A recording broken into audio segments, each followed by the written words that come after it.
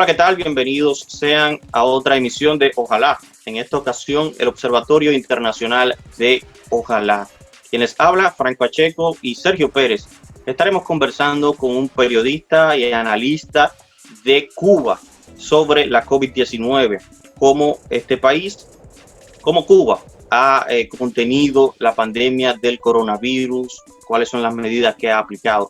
Así que usted quédese ahí. En unos segundos estaremos conversando con este periodista sobre la COVID-19 en Cuba.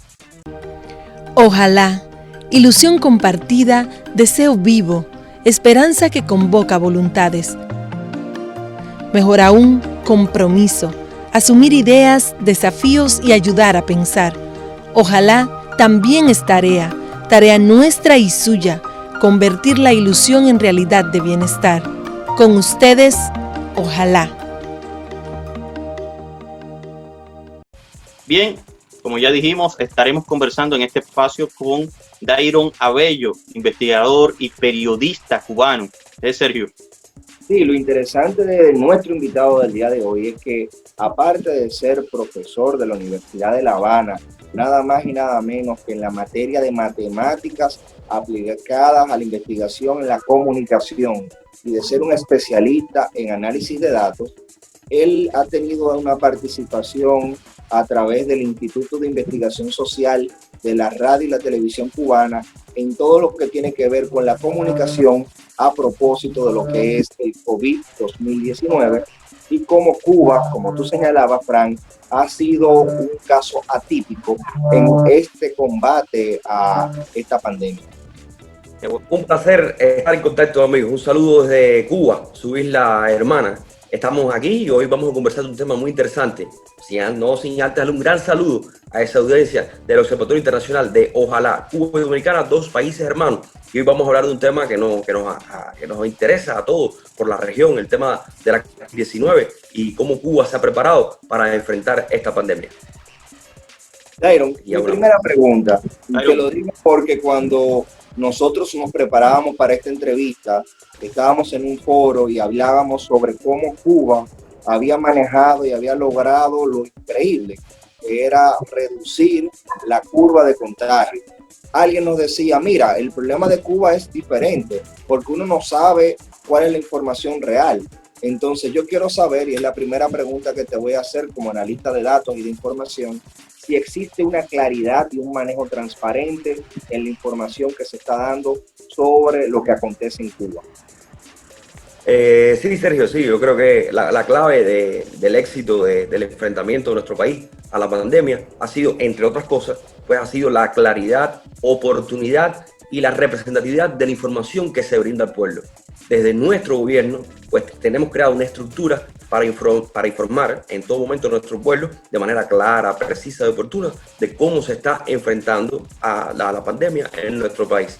Hay una estructura creada, todas las mañanas se hace una conferencia donde el director de epidemiología del Ministerio de Salud pues informa sobre los casos.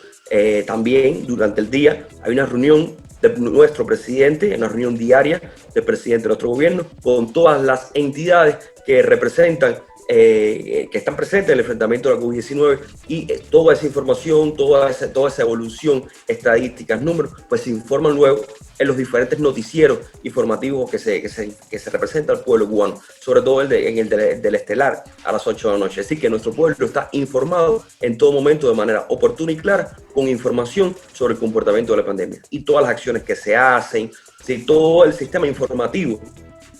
La televisión cubana se mueve en pos de mostrar cómo ha sido este enfrentamiento, cómo ha sido esta evolución de la pandemia en nuestro país. Dairon, según lo que nos cuentas, entonces Cuba tiene algo que decirle al mundo, tiene algo que mostrarle al mundo en materia de eficiencia en el sistema de salud. Háblanos un poco de eso. Claro, eso, quería empezar por ahí. En Cuba, desde el comienzo de la pandemia, pues solo tenemos 4.399 casos. De ellos, 4.233 casos recuperados. Solo 109 muertes en todo este proceso. Y actualmente tenemos 572 casos activos. Pero fíjense la cifra, 4.300, sobre 4.300 casos 4.200 recuperados y solo 109 muertes. ¿Dónde está la clave? En nuestro sistema socialista, que ha puesto y que nos ha enseñado a aplicar la ciencia al desarrollo y en pos de la sociedad.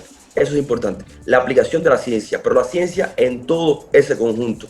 Nuestro Ministerio de Salud definió un protocolo desde el inicio, definió un protocolo para el tratamiento de esta enfermedad, sus pacientes y sus contactos. Porque no solo tratamos los pacientes, tenemos hospitales, tenemos medicina, fíjense, tenemos medicamentos reconocidos que no, al final quiero dar una sorpresa sobre esa vacuna, pero quiero sobre todo hablarle del conjunto de medicamentos que Cuba tiene patentado para tratar a los pacientes, pero no solo a los pacientes, sino a sus contactos de los pacientes.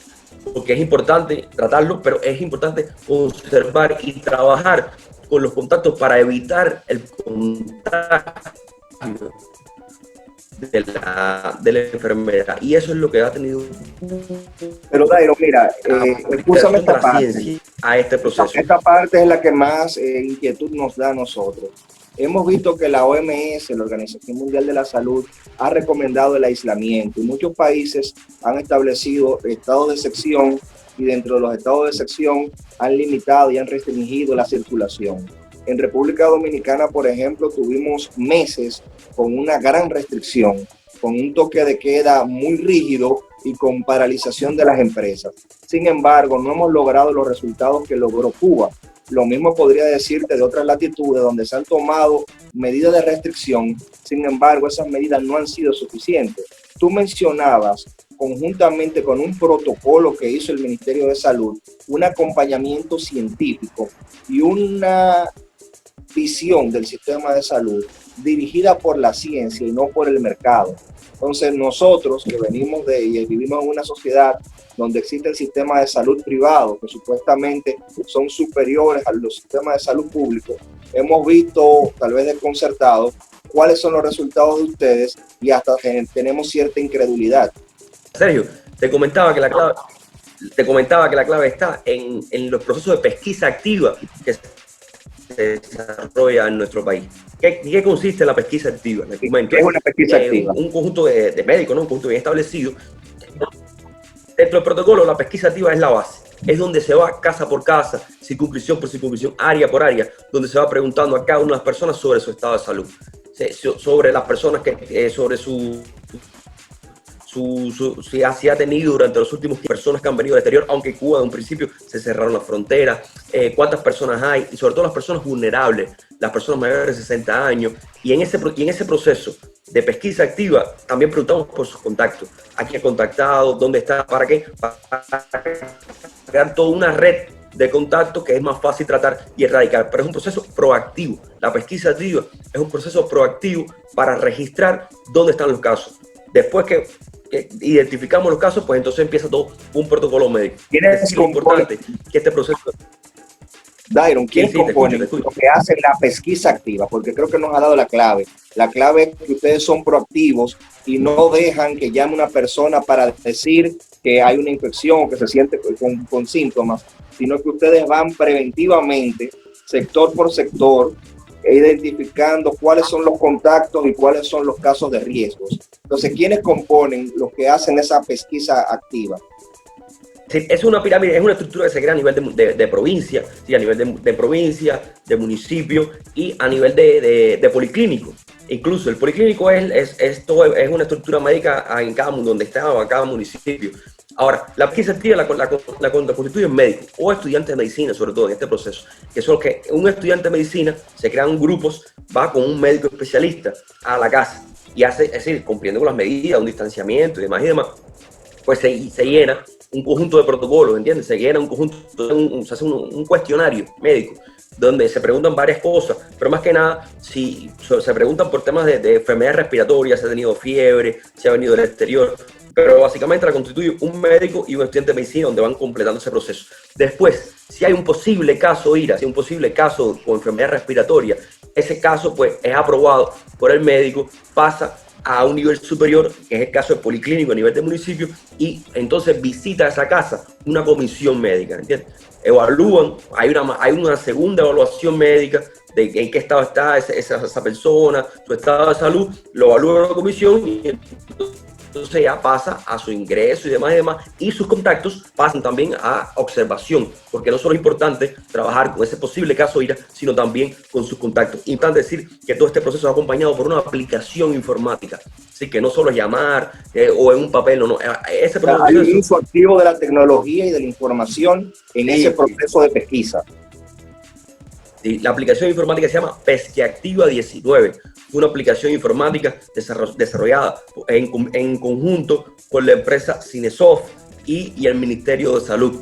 Una empresa informática que permite controlar y gestionar todo este proceso desde la pesquisa activa hasta su hospitalización del paciente, incluso hasta su alta epidemiológica. Es una aplicación que le da un completo seguimiento a la persona. Por las ventajas de la aplicación podemos entonces determinar zonas geográficas, dónde están los principales casos, la zona geográfica por la cual usted no puede entrar porque hay ahí casos activos. La aplicación se llama Pesquiactiva 19. Después, si quieren, en otro momento, pues abordamos más sobre esa aplicación. Pero todo este proceso es abordado por el manejo de la tecnología.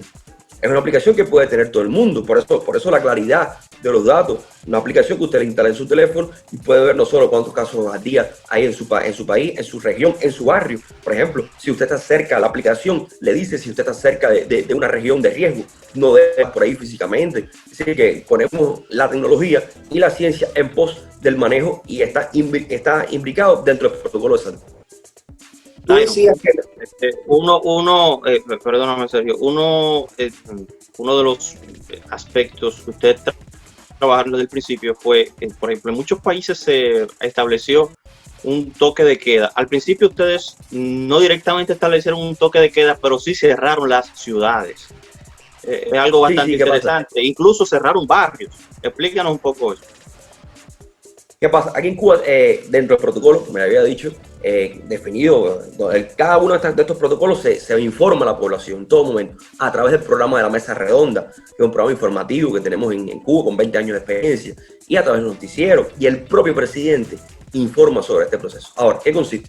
En Cuba se definió en diferentes fases, y de acuerdo a la fase, pues se toman diferentes medidas, y estas medidas pues conllevan medidas de restricción de movilidad. De acuerdo, hubo un momento, por ejemplo, un momento en Cuba donde donde había una situación favorable e incluso se permitió el turismo dentro del país, de acuerdo a la situación. Luego se restringió de nuevo y demás.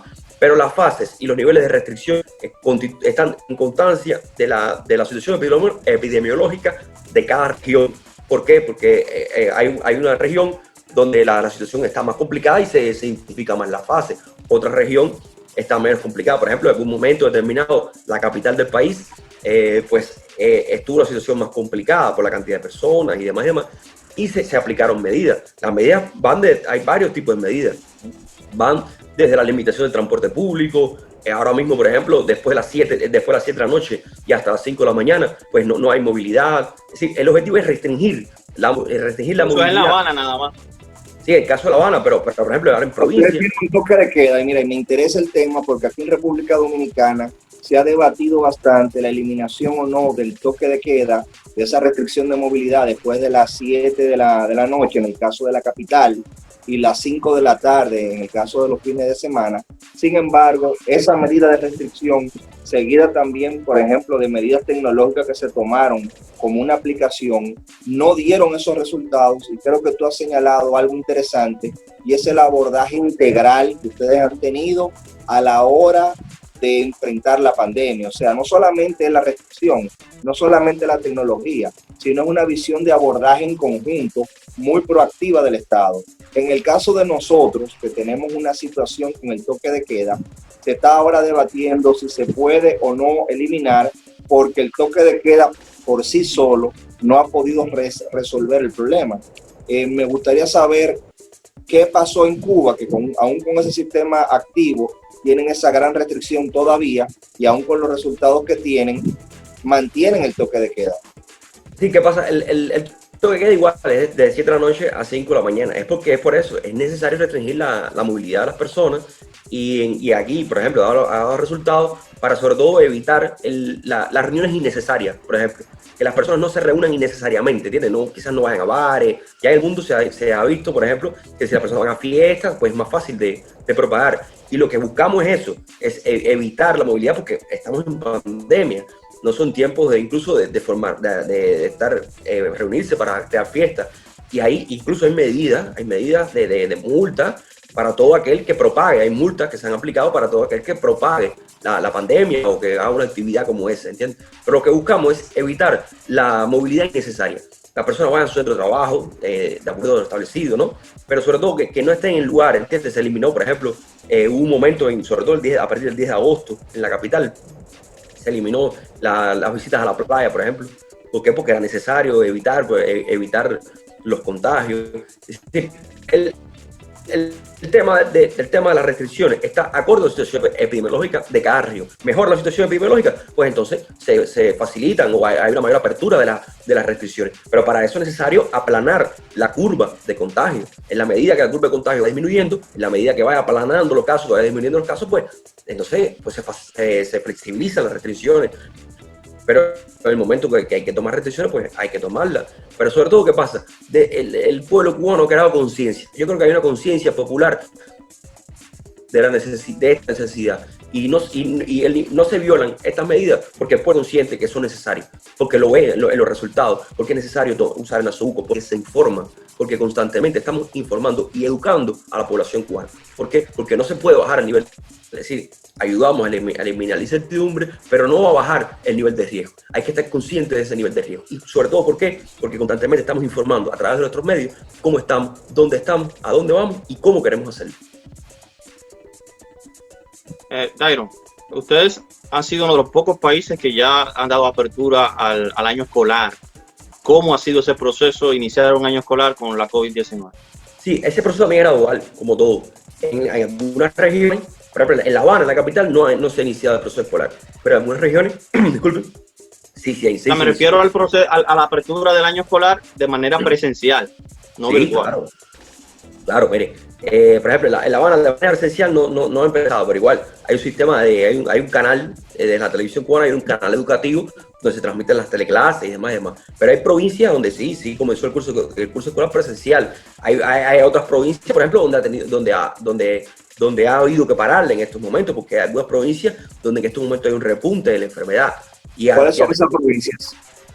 Sobre todo, ahora mismo la situación más complicada está en el sitio de Ávila, es decir, La Habana, la capital, pero también está en la provincia de Ciudad Ávila, está entonces en sus provincias aledañas, Santi Espíritu, Camagüey, Artemisa, que son provincias cercanas a La Habana, Villa Clara en su momento, pero más que nada está en La Habana y Ciudad Ávila, es donde está la situación un poco más complicada. Mandamos un equipo de especialistas a Ciudad Ávila, a la provincia de Ávila, ¿para qué? Para ayudar al enfrentamiento de esta enfermedad desde el punto de vista de la ciencia. No solo médicos, sino también matemáticos, psicólogos. Es un equipo científico, es una integración científica. ¿Qué cantidad de pruebas ustedes están haciendo diarias?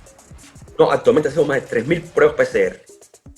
Más de 3.000 pruebas PCR hacemos y ha aumentado. Es decir, en la medida que tú aumentas la cantidad de pruebas PCR, pues también aumenta la cantidad de casos, aumentan las pesquisas activas, aumentan los estudios poblacionales también, que eso también es algo que nos apoyó. Estudios poblacionales, que es ¿Cómo ustedes realizan esos estudios poblacionales? Los estudios poblacionales son estudios que se hacen al azar, ¿entiendes? Se definen poblaciones al azar y se va de manera proactiva. Es decir, es un poco diferente a la pesquisa activa, porque la pesquisa activa pues se da por zona, es decir, si se detecta un caso, pues entonces se hace una pesquisa activa. Esto es un método estadístico, ¿verdad?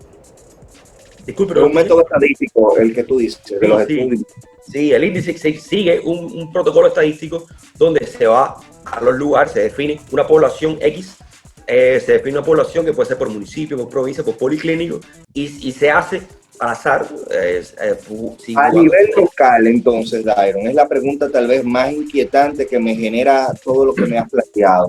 ¿Cómo ustedes utilizan esa información? O sea, las autoridades del poder local de base tienen un uso de la información que se genera. Porque, por ejemplo, algo que he visto en varios países de Latinoamérica es que existe la información, pero esa información no sirve para la toma de decisiones a nivel local, a nivel del sistema de salud, muchas veces porque una parte es privada y responde a otros intereses, muchas veces porque hay poco acceso a los servicios de salud. Por ejemplo, ese fue el caso de Brasil, en la región de la selva del Amazonas, donde sí, claro, el servicio de salud es muy precario y donde no hubo una parte activa del gobierno en tratar de prevenir ni de mitigar los daños que estaba ocasionando el COVID. No, entonces, hay una comunicación local de esa información, hay un uso real a nivel local. En nuestro país la información está en pos de la gestión de gobierno. Es decir, es una imbricación directa, es una relación directa. ¿Por qué? Porque necesitamos actuar rápido, ¿entiendes? Necesitamos actuar rápido. Entonces, esa información, el gobierno con esta pesquisa activa, con estos estudios poblacionales, pues toma medidas rápidas y oportunas. Se detecta un caso y rápido ya está actuando el Ministerio de Salud, ya están aislando ese caso, lo están atendiendo, ya están aislando los contactos de ese caso. Es decir, el manejo de la información es rápido, fluye rápido, no hay obstáculos para que fluya esa información, y la respuesta ante esos casos también es oportuna. Sobre todo, ¿por qué? Porque la información está en pos de la gestión de gobierno. La gestión de salud, sobre todo. Iron, háblanos del operativo de la brigada Henry Reed a nivel internacional. Sí, claro, y también le voy a hablar, quiero que me hagan la pregunta también sobre el candidato vacunal que tiene Cuba, Soberana 19. Eso me la pueden hacer al final, que es importante. Ahora, ¿qué pasa? Cuba, la brigada, es decir, Cuba solidaridad. La solidaridad es innata al pueblo cubano. Es decir, nos enseñó, lo hemos aprendido durante todo este proceso revolucionario, pero está en el corazón de los cubanos brindar lo suyo, aunque sea poco. Y Cuba fue uno de los pocos países que se brindó a través de la brigada Henry Reed para ayudar a los pueblos de Italia, para ayudar a los pueblos de América Latina, para ayudar al mundo entero. Fue uno de los pocos países que brindó y creó brigadas. ¿Para qué? Para, a partir de lo aprendido en nuestro país, pues también llevarlo a otros países. Y así fuimos a Italia, fuimos a la región de la Lombardía, donde curamos a las personas, fuimos a América Latina, estuvimos en México, estuvimos en Centroamérica, hemos estado en todas partes, ¿entiendes? Apoyando la lucha contra esta. Estamos también en el Caribe, también en las islas del Caribe, brindando con especialistas, como también lo hicimos con el caso del ébola en África. Así que la solidaridad, Cuba ha sido ejemplo para el mundo y es reconocido por la Organización Mundial de la Salud el aporte de Cuba al enfrentamiento de la pandemia a nivel mundial. Háblame de los medicamentos. Aparte de la vacuna, tienen varios medicamentos tipo interferón y varios que han resultado útiles en el tratamiento del COVID. Fidel, nuestro comandante Fidel, cuando creó por el 1990, se creó el Centro de Investigación, cuando más el país estaba la situación más complicada, dijo que Cuba, el futuro de Cuba parte por el futuro de hombres de ciencia y aportó a la ciencia. Y creó en su momento diferentes centros de investigación, donde hoy por hoy esos centros de investigaciones, pues donde se producen esos medicamentos. Como bien tú dijiste, Sergio, tenemos varios interferones. Producimos en Cuba el interferón alfa, que es utilizado para crear como antibiótico para enfrentar esta enfermedad, ¿entiendes? Es utilizado para el Prevengovit.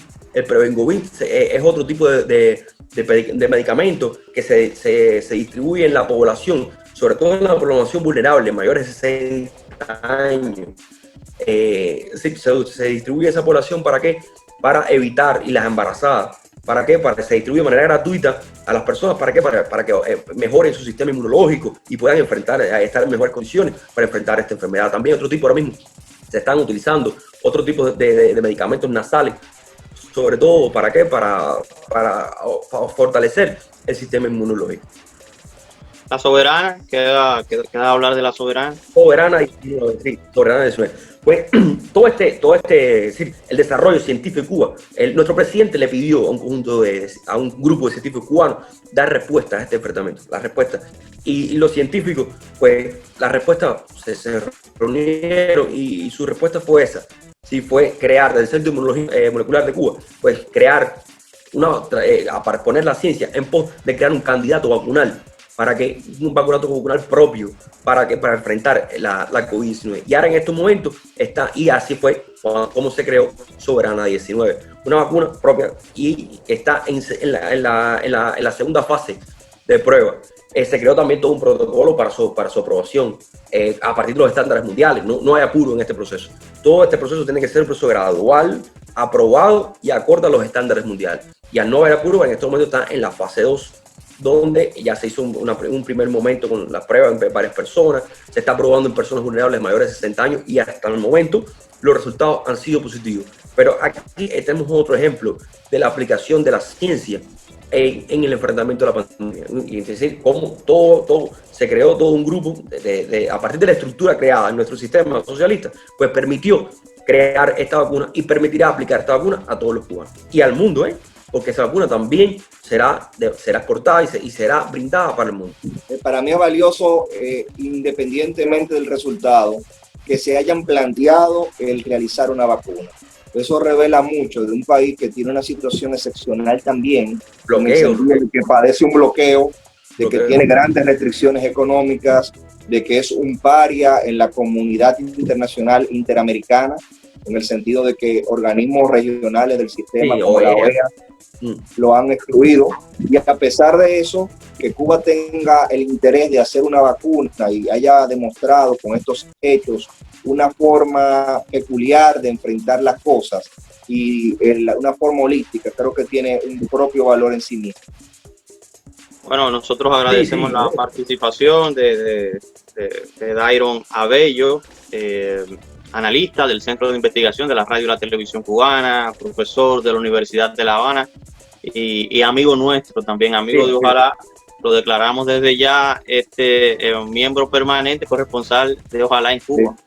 Y sobre todo esta sección Observatorio Internacional, que busca también enfocar los aspectos internacionales desde una óptica solidaria, desde una óptica latinoamericanista, plural, que garantice el interés y el bienestar general de todos. Así que, Dairon, un abrazo y muchas gracias por tenernos aquí.